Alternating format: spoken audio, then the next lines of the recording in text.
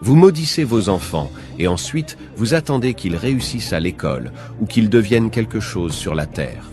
Quelle que soit ta colère, tu ne peux pas prononcer des paroles de malédiction sur ton enfant. C'est une responsabilité vis-à-vis de Dieu. Tu n'as pas ce droit. Même s'il a mal agi, tu n'as pas ce droit.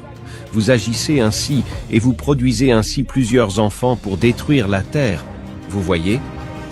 Une malédiction ne doit jamais sortir de votre bouche sur votre enfant. Ne faites jamais cela. L'Assemblée dit Amen. Je n'ai fait que bénir et bénir. J'ai béni, je bénis, et je bénirai toujours ceux que Dieu m'a donnés. Puisse Dieu leur accorder de garder sa parole avec crainte, et que l'impossible soit possible dans leur vie, et qu'ils soient l'exception de leur famille. Et eux et leurs enfants prévaudront sur la terre à toujours. L'Assemblée dit Amen.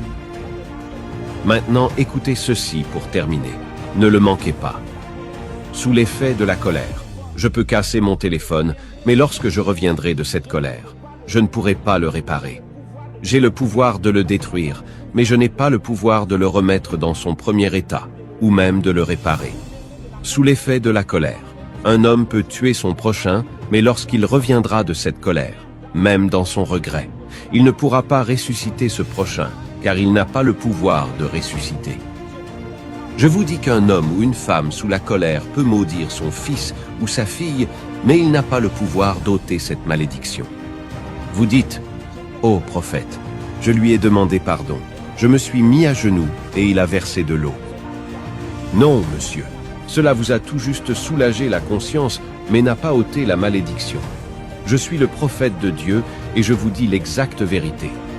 Je pensais aussi que c'était possible, mais ce n'est pas possible, à moins que vous soyez sous le sang de Christ dans le message prophétique de votre temps, car c'est Dieu seul qui détient ce pouvoir, et le prophète vivant est sa bouche sur la terre. C'est la révélation infaillible de Dieu. Et que celui qui a des oreilles pour entendre, entende.